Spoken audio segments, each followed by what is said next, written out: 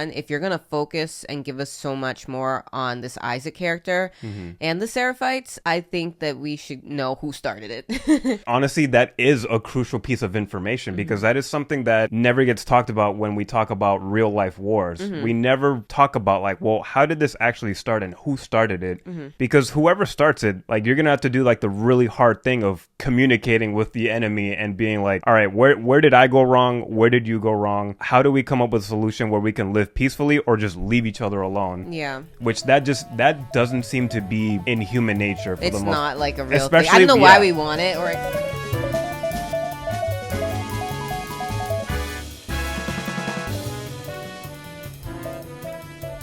Hello, beautiful people of Seattle. Welcome to another episode of the Most Potato Podcast. My name's Alvin. I'm Jess. Today, we're going to be talking about The Last of Us Season 2, Episode 4, called Day 1. I'm curious if the next couple of episodes are just going to be called Day 1, Day 2, Day 3, because in the original game, I think the overall story takes place in 3 days in Seattle. Oh, okay. And we've only got like 3 episodes left now after this. Oh, yeah. Which is really fucking fast. I know. I don't know how I feel about getting a shorter season.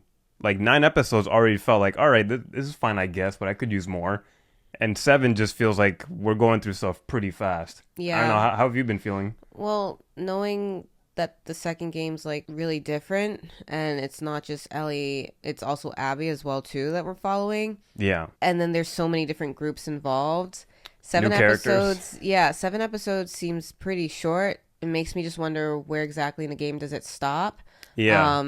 Especially because this episode gives us a little bit something more on one of the characters that's in the second game. I don't know. I just hope it ends in a good spot and it's not like they're really bad, like they're not even, you can't even call them cliffhangers really. They're just like people just stop. Sometimes they just stop at the end of a season and we know there's more to the story and we know that they're splitting it, but it needs to be a good spot, especially for people who haven't played the game or seen the game played at all. I hope that those people will feel like, oh my god, I can't wait. Some sort of satisfaction. Yeah, and that's crazy, like what's gonna happen next, you know? I just worry about that having 7 episodes. Yeah, same, because so far for me, I feel like we could have used a longer season. I'm already feeling like we're kind of cutting things like a bit short, and I understand why. Like this episode condensed certain things, and I think it makes sense to do that. But at the same time, I just felt like by the end of the episode, I felt like, damn, I feel like more should still be going on. And I think that's kind of my struggle right now with the format of The Last of Us 2 story, because compared to The Last of Us 1, this is like a continuous story that just goes on like moment after moment compared to Season 1 and Game 1, where each story was like its own condensed thing. It's very episodic, so you get that natural rise to climax and then a resolution to each episode. So you get more satisfying stories until you get to the end with Joel and Ellie. But here it's like you have this one continuous story where we're trying to find this person so we can get revenge. And each episode, it's just like you're just breaking up a very long thing that's just like you're not getting that rise and fall of satisfying storytelling from episode to episode. I think that's the main struggle that I was kind of anticipating, and I'm starting to feel that with these couple of episodes right now. Yeah. But there's still some good stuff in this episode. First of all, I did not expect a Drake and Josh jump scare to start off the episode. Right? I'm pretty sure that was Josh Peck. Okay. Yeah. Okay. Because it looks like a lot like him. It sounds like him. Yeah. I was waiting for him to yell Oprah. Yeah, it was very interesting to get a flashback, and I as soon as the flashback scene was over, I turned to you and I was like, see, every time they do like a flashback or like something that's not in the game, it's always instantly interesting, because I really liked how we spent some time with these Fedra soldiers in this truck, just them kind of shooting the shit and talking horrible things about the citizens that they have control over, and you just seeing the Isaac in the corner is just like, yeah, we call these people voters because we took away their rights. Oh, right. Yeah, they're mocking them. Yeah, you see, like, just he's got this seriousness to him where, like, if he utters anything, all the soldiers just line up and they're just like, sorry, sir, I'm sorry, sir. Which I thought was really, really fascinating, because I like how they built up the Isaac character in just like the little time that we had in this episode. there's already way more backstory to him than I got in the game. Like, in the game, you barely get to know much about him. Which is good. I mean, I feel like that's a really good thing, because a game, as much as there's a story to it, it can't really sit there and play out this for you, because you're just supposed to play and there's a goal and you get to the end of the game. So yeah, exactly. I think it's really good when they can like flesh out these characters and give us something a little bit more. Yeah. How'd you feel about the turn that Isaac did when he got off the truck? I was surprised, but then I wasn't, because like I mentioned, they were in the truck and they were driving, and I saw it said the WLF on one of the windows. And you keep talking about Isaac, and I was just like, isn't he like the leader of that or someone well known in there? And I was like, those are Fedra like patches on their suits, on their uniforms. So I thought it was really funny when I thought back to it. I was like, okay, so he explained what voter was, why they call the citizens that, to that one guy. And then he calls that one guy, he's like, learn something. And then the guy, he looked like, oh God, he's like, what's going to happen? Pants. And he's just like, I already learned something. You told me what voter meant. And they get out. I wasn't expecting him to just blow everybody up in there at all. Yeah, I didn't know where this was going. I had no idea where it was going, so I was like, "This is really interesting." Did he start off in Fedra? Yes. That's what he did. So he switched sides. He switched sides, so he was probably just in there and then helping. Okay. I really liked what they did with the Isaac character with him turning sides, because that's a theme that quickly connects to when they jump to present day, when he's doing the torturing of one of the Seraphites that he has. Yeah. First of all, I love that he was like recounting his personal life, like before the pandemic, how he just wanted to have all this fancy cooking ware. Like, I'm trying to imagine this scary ass dude as like this meek, awkward guy that can't even talk to a woman. And then for him to be talking about all that while heating up the pan, knowing damn well we're about to see a torture scene, just added to like the creep factor of this guy. I love Jeffrey Wright. This actor can just do no wrong. Like, I don't know. He could be like a toilet, and he could make that like extremely dramatic. That's how good this guy is. I really love how he just couldn't get answers out of this Seraphite. This dude is like, his brain is cooked. Like, he's believing that this woman is like his god. He keeps recanting or recounting this prayer that he does, knowing damn well he's not gonna give up like where the other members are. Yeah. And when they get into like this little argument back and forth where it's just like, well, I mean, I wouldn't be going after you if you didn't attack my soldiers. And then he goes, well, we wouldn't attack your soldiers if you didn't attack our people. Which I was questioning that. I couldn't understand him. So who attacked first? Like, what is, I guess maybe they will give us a story as to how they started. Maybe not. I don't think. Was there ever an answer in the game? It's just, no, I don't think that was ever explored deeply. Warring groups. And they might do it in this show. I don't know. But Isaac's character straight up says, like, I don't give a shit about the chicken or eggs like thing going on with you. Like, but it shouldn't be a chicken or egg situation. Because somebody did start something. Yeah, so that's why somebody I'm stepped curious. into somebody's territory and started some shit. Yeah, because they're killing children. Like, at this point, like, they want to. Each group wants to get rid of the other completely, right? Children and all. So it's just. I am curious. I hope that we do get that for next episode or one of these episodes, just to know like what's going on. If you're gonna focus and give us so much more on this Isaac character and the Seraphites, I think that we should know who started it. I'll be curious if they do reveal it and how they reveal that information, because I think honestly that is a crucial piece of information, because that is something that never gets talked about when we talk about real life wars. We never talk about like, well, how did this actually start and who started it?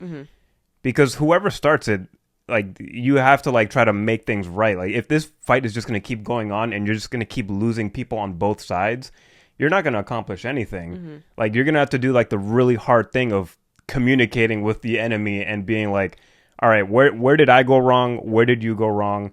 How do we come up with a solution where we can live peacefully or just leave each other alone? Yeah. Which that doesn't seem to be in human nature for the most. It's not like a real thing. I don't know why we want it or expecting it in this, but it's not really a real thing. And I don't know, it's not that I'm looking for a group to root for or to side with. I feel like, yeah, and I don't think the show's trying to do that either. Yeah, no, it's not trying to do that, but I feel like as a viewer, sometimes that's what you want to do. You want to know, okay, well, these groups are warring against each other. Who's right and who's wrong? What do they stand for? Because when Abby was torturing Joel, she was talking about what they do and how they don't hurt the innocent or kill people and all stuff who can't fight back. But I mean, I guess the Seraphites are fighting back, but you're still killing children, that like the little girl in the last episode.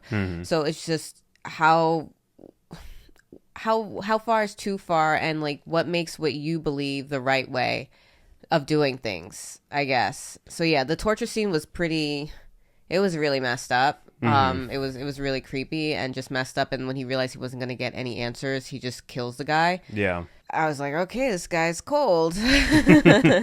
Yeah, and I think it ties perfectly in with the whole theme of the story of Ellie going after Abby for revenge. Like it's like a more expanded, bigger version of what Ellie and Abby are going through right now.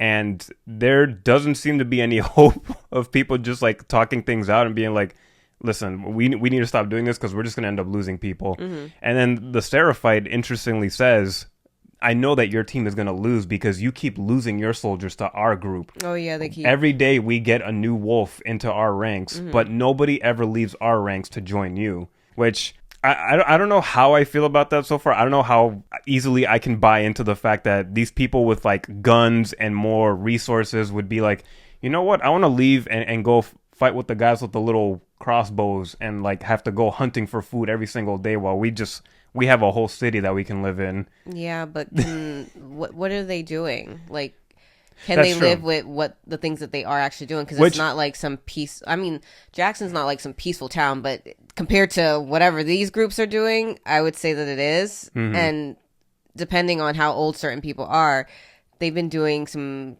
probably messed up stuff since this whole thing started, so they already have to live with that. So I could just only imagine when he did say that, I was just like, that's interesting. But it also made me think, is no one leaving the Seraphites because y'all ain't letting them leave the Seraphites? You know, that's the thing. That's what we have to find out. I think we'll learn a lot more about the Seraphites hopefully by the end of the season, if not the next one. Because they have their own culture, their own system, their own beliefs that we'll definitely be getting into in more depth. And they were already planting seeds in this episode of why a WLF member might leave. Because remember, you see the soldier posted outside the door where he's just saying, damn, this torturing is like fucked up. Like, I can't get behind this. Yeah. And then the other soldier off screen says, no, you need to like shut the fuck up and understand this is the right thing to do. And then when it pans over, when they finally show the guy talking, it's the same soldier, the awkward guy that Isaac had spared like 11 years ago. And you see the look on his face. He looks like an Attack on Titan character where he's miserable in the eyes. He doesn't look like he slept in like a year. And you just see like the dichotomy of like the member that feels like they might be itching to leave at this point because this might be too much for them. And then the one guy who feels dedicated because he just feels like, I feel like if I go back on this decision now, I feel like I would have wasted my life being with this group. So I like that they're at least planting those seeds, and I'm wondering if they'll show us more of what it's like to be a wolf member and see if it really is worth living there or if there's enough reason to be like, nah, I want to leave. I want to get out of this. Yeah. On a lighter note, we get a nice little concert from Ellie when we end up in the music shop. That was really cute. I liked that. How'd you feel about that one? Oh, it was nice. I wasn't expecting that. Does that happen in the game? Yeah, I think you missed that part of that. Okay. Yeah. Yeah, I feel like I missed a lot of like the smaller moments. Yeah, the smaller moments and game 2 because it was really long and I didn't really care about Abby like that. I just like seeing her punch people or punch and punch infected, which I miss. But other than that, there's like a lot of key points or moments that I did miss. But this one was really nice. I thought it was sweet. I really thought that they did the scene better than in the game. In the game, it's perfectly fine. But here, I think the writers added a more emotional touch. When you see Dina looking at Ellie playing and singing, and you slowly start to see Dina's eyes well up with tears, I almost felt a little emotional because I wasn't expecting that moment. And it made perfect sense because there's a reason why they spent time building up Dina's relationship with Joel in the beginning of this season. Now that they lost Joel, now she feels the loss of that as well. It's not just Ellie going through it. So I really love that they took that moment where it could have just been a simple like, oh yes, this is nice to listen to my girlfriend playing guitar. Yeah. But there's that mix of like happiness and that pain too. And that adds a lot to the Dina character that I really appreciate. And then we get to the moment where they end up finding a WLF base, which Ellie was stupid for thinking that she could just barge in there during the day. Like, if it wasn't for Dina, Ellie would just be dead on day one. Like, gosh, no, honestly, like, thank goodness for Dina. Because she doesn't seem like she stops and thinks. Like, no, but she Ellie's definitely impulsive. Does. Ellie is just straight, she's just going no matter what. And again, I'm just like, you are immune to infected. That does not mean infected cannot rip you apart, and that does not mean someone could shoot you dead. Like, also, you could die of other infections from a bite. Like, yeah, so, yeah, I'm just like, just think about it. Same thing was it last episode when she was just packing straight guns. And she, no just food, like, no other... Food, first aid. Tampons, anything. Like, something. Like, yeah, she just... How did you feel about the moment where Ellie and Dina find all, like, the WLF bodies strung up, and then the soldiers come in? Did you think that they were going to get seriously hurt? I surprisingly felt like, damn, like, I don't know how they're going to get out of this one. I thought it was funny that Dina puked again. I was just like, girl, you're pregnant.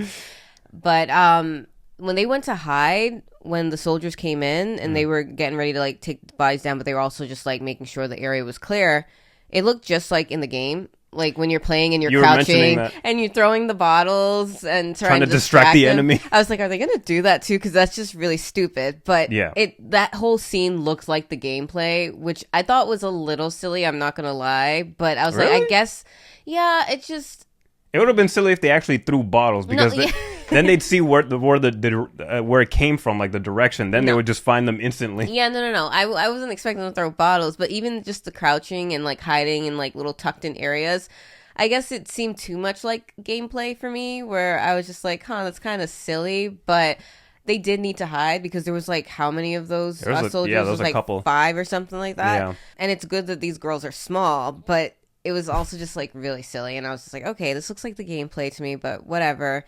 And then they do get caught by one of them. That moment, that was the moment that kind of pissed me off, because I appreciate that they try to make it hard for Ellie to make a decision to kill this guy when she was found out, but it's like, you need the element of surprise. You need to, know that there's other people with machine guns around. Yes. Take that knife to the dude's neck right now, and she does it too late. She tackles him, which made sense, so that way he would lose his gun, which he did, and I thought that's the first thing she was going to do, and she didn't do that. I love that we did get some infection action with this scene. Like in the subway, I thought it was really good. I wish there was more creeping around. I don't know how I feel about seeing a giant horde of infected every single time.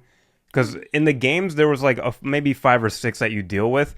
I would have loved to have seen Ellie and Dina have to do some dark decisions of throwing items to distract soldiers, and then at the same time calling infected over to do the dirty work for them. I feel like they should have done something like that. That would have also felt like too much gameplay. I don't think so. I think it definitely would have. I mean, I can understand being tired of like the hordes of them coming, especially because Dina, she was counting after she heard which every was sound. Full pointless. So she's like, you might as well have done this. Yeah, no, I know. It was funny because she was counting slowly, like she was slowly hearing them, which I thought was interesting. She has daredevil powers. When she got to 5, and I was like, there's definitely more than 5. It would have been interesting if there actually was 5, but then that's like the same amount of soldiers that was in there looking for them. They would have taken them out easily. I don't know. I thought the area was, I don't want to say cleared, but we saw that there was the little tentacle thingies. The tendrils? There was some of those, so it doesn't matter if the area is clear or not. If they're like, down the road or in the next town over or outside the city, they're going to show up. I thought they would have had more time, but it just didn't seem like the place was as clear as we thought, because earlier in the episode, Ellie opens that old tanker and she just slams the lid and lets it drop. Yeah. And they just pause. Nothing comes up. So I was like, okay, maybe the area really is clear, but it's very overgrown. So you can't really see like what's going on there. So they still have to be careful, which I feel like, I don't know if it's just like this season, they haven't been really careful of paying attention to that sort of stuff. I know they won't see the little tendrils like just out and about everywhere, but I feel like they're not that careful about it.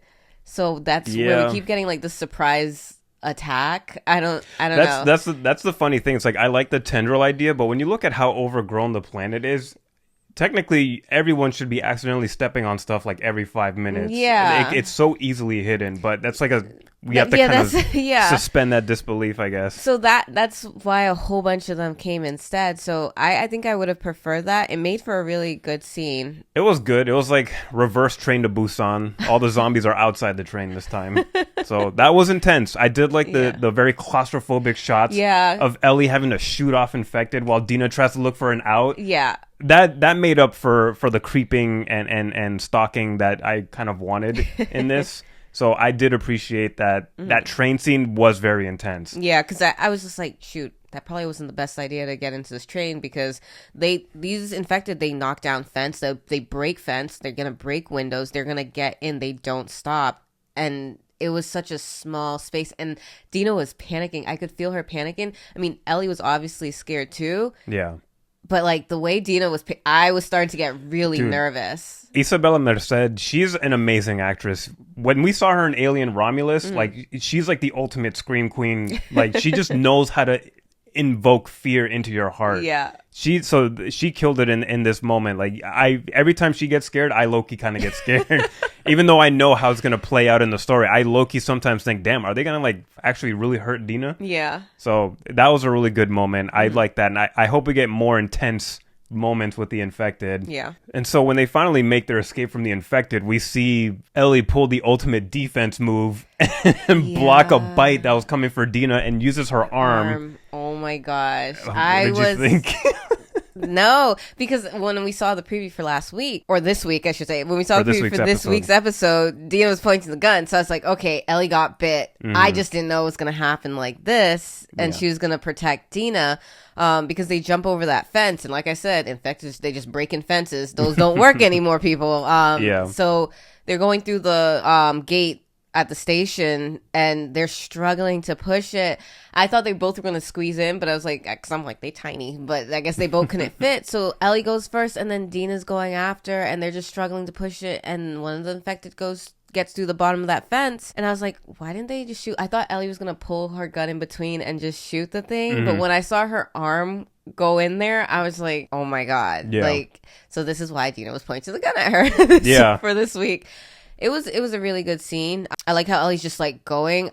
I don't know if she was just ignoring the fact that it happened, or she just really didn't like. It was the adrenaline. Yeah, because she was just like, all right. She's like, let's go, and I think we can go in there. And then Dina's just like, do I shoot her now, or just like, I don't know. That scene played out really well. I think it was more realistic than what happened in the game a little bit. What happened in the game? Dina kind of just accepts it a little bit faster. Oh, okay. So I like that they took the time to draw out like. If this moment happened, Dina would point a gun at her because she has no idea that Ellie's infected. And to tell her that she's immune, that's like a highly unbelievable thing. So I like that they drew out that moment and that they actually had them like look at each other or like be in the same room for a couple hours just to prove that Ellie's actually immune. I just felt kind of weird when they both started making out after Dina said, I'm pregnant. Okay. Like, what? Like, I like that they both came out with their truths, but I feel like that should have been a moment of Ellie being like, wait, you're what? With what? Yeah. With who? With how? She's like, it's not mine. Like, no, yeah, I didn't really like that whole, I don't know, just telling everybody everything, and it seemed off after basically Ellie saving her, being bitten, Dina worrying about like, oh my God, she's infected, I'm gonna have to kill Ellie. Like, knowing that Dina does have feelings for Ellie too, like we saw that in the previous episodes, and that becomes more obvious to us as they travel together. And we already know Ellie likes her. I thought it was gonna play more on the fact, which it did a little bit, that Dina's like upset that she has to kill Ellie now because she's infected. Once she accepts it after Ellie sleeps for a night, wakes up, she's perfectly fine, and she says like, oh, I'm pregnant. I'm just like, I mean, like, yes, we know, but what? I don't know, there should have been like a little bit more build up. I guess I don't really care about her being pregnant. I don't she could reveal that whenever, but just not right here. I just felt like they should have talked about the fact that Ellie's immune. That should have been more of a discussion because I feel like, okay, you accepted it, you see she's fine, she's now asked for the explanation, and and that was weird. So it was just like, I'm immune, I'm pregnant. That moment does happen in the game. That's how it happens. Yeah, she does more explaining. Oh, well, she explains more. Yeah, she explains a little more. And then Dina also like kind of talks more about like how she got pregnant. And Ellie actually gets really upset that she's been hiding the pregnancy. She gets... Because then that complicates the entire mission, because now you have a newborn child that's like growing in you. Mm-hmm. That really brings into question of, is it worth continuing with the mission, or do you turn back home? Mm-hmm. Because now you're also dealing with a new health complication. You have to eat a certain amount of food to keep this baby alive if you want to continue with the pregnancy. Like, to go on this mission where you don't know when your next meal is going to be, and you're chewing on beef jerky every once in a while. The stress of the whole entire thing as well, too. You vomiting everywhere. You possibly dying just in general. So, it's... I when they do talk about it, I mean, Ellie's just like, oh, you know, you don't have to come with me. And then Dina's like, I'm coming. And then it was just like, okay. Together. And I was just like, I guess. Yeah, I really didn't. I didn't like that whole thing. I mean, I know that they're going to be together, and I expected it to happen in this episode, but just the way they did it just didn't make sense. It seemed like, okay, so this happens, and then that happens, and she says this, and they know this, and I'm just like... Kind of feels like they're checking off boxes. Yeah, just instead to get of actually having more like in-depth interactions. So I feel like there should have been more of an argument back and forth of like, do we go back? Do we continue forward? Like, this is crazy. You're fucking pregnant. Yeah. She's just like, I'm going to be a father. And I'm just like, that's not the point, Ellie. That's not we're not focused on that right now. Which I think is funny because it runs like completely counteractive to what I've been wanting this whole time, which is I want the ups and downs with Ellie and Dina. Like, I want more happy moments that I didn't get in the game, which they've been giving me so far. I actually appreciate that. I know a lot of you guys who are hardcore fans of the games, you're probably hating the fact that Ellie is still a bit chipper. She still has that humor that she had like as a 14-year-old. Yeah. I miss that shit because we barely get any of that in the game. She's mostly just moody and depressed, and I get it. She's going on a quest for revenge. You're not going to be your usual self. Yeah. But that doesn't mean you also can't have moments where you just genuinely have like enjoyable moments with the partner that you're with. Like, I feel like that's going to happen naturally when you're with somebody that you love and care about. Yeah. So I love that they've been giving us moments like that so far, but I feel like this was the moment where there should have been a lot more tension and more of butting heads with these two. Because I know for what we talked about in our last episode and the comments that a lot of people had, there was some comments that I definitely did agree with. Like you said, her still being all chipper like her 14-year-old self. I wasn't expecting that to just disappear right away after, Joel's death. But I feel like this mission of her getting the revenge, I was expecting it to I am expecting it to drag out and kind of slowly we see her losing that. Yeah. So I'm wondering if she completely loses that at the end of this season. I don't know how the story is going to progress exactly with her getting to Abby, how that encounter is going to go for her. But I just feel like once she gets to Abby, whatever happens between them, will that be the thing that totally, like, we don't have that 14-year-old Ellie anymore. We don't have the joking. She's just all serious, all revenge, whatever happens there. But I don't think it would have made sense for them to turn it off completely because... Yeah, that's just... Yeah. It's unnatural. Yeah, when I talked about Ellie and Dina in the first episode, I couldn't stand them. Like, no, really, I could not stand them. So I understand what people are saying in regards to, oh, she's not acting like a 19-year-old. She does, but... She doesn't look like a 19-year-old. She doesn't look like this. So like, every 19-year-old acts the exact same way? Like, I'm just like, come on. Well, like, think back to when you were 19. And like, not only that, this is a show. And we have to do things a little bit differently. But I think that the 14-year-old Ellie or the chipper Ellie I think it's slowly going to just fall away. And she will become that game Ellie that everybody wants and knows because she's going to go through some stuff. I do think there should have been more tension about Dina's pregnancy reveal as well, too. But I also just didn't like that whole scene and reveal anyway. It just didn't work for me. It was like too much too soon. Yeah, especially because of all that effort and acting that they put into Dina just being terrified and conflicted once she realized that, Ellie's been bitten. And the first thing anybody does, like we saw after the infected got into Jackson, that guy at the end of the battle, he just like, oh, look, I got bit. Here's my gun. And take me out. Like that's like, basically, that's the first thing you do. Yeah. I think that was like a weird clumsy writing moment where it's just like you kind of have to compact all these emotional beats into a certain amount of time, because now we have to get to the next section of the game, basically. And I think that's where like that's like a weakness that's standing out to me with this episode. So I think I'm in agreement with you there. So, but I definitely agree with you. I think there's definitely going to be a degradation of the jovial Ellie that we've been seeing so far. So you guys are going to get what you want. You can relax, all right? I think so, yeah. This is how adaptations work. It's not going to be... I know, I feel like we need to do a definition of adaptation, or just keep it at the bottom of the screen for people, because some people really rage when it's not one for one. And like, this is still mostly a one for one adaptation. They're doing creative liberties with these moments and these characters. If you don't like it, I mean, just stop watching the show. Go pick up the game again. Yeah. It's like, it's that easy. I will say I would really like to see more of Abby and her people. Like we've not been seeing much of them since the killing of Joel. So I'm wondering what they're going to do with their time now that we have just 3 episodes remaining. Like, it's wrapping up really quick. Did we watch the preview? We watched the preview. We did not see no Abby of any kind. See, I don't even I don't know. This episode, I don't know. I'm gonna have to just like review the episodes again by the end of this, because I feel like last week I was kind of like and I feel like this week I'm like I'm kind of there too. And I don't know if it's like you talked about before, how this is like a long story and they're just kind of breaking up into episodes. It can't be all crushed into one episode for us. So I don't know. I think I need her to get to Abby at that point. I want some sort of like proper confrontation to get the story moving. Like, do we get the revenge that we're looking for? Yeah. I think that's what I'm waiting for at this point. The traveling's nice and all, but... And this is the condensed traveling. This is still condensed compared to the game.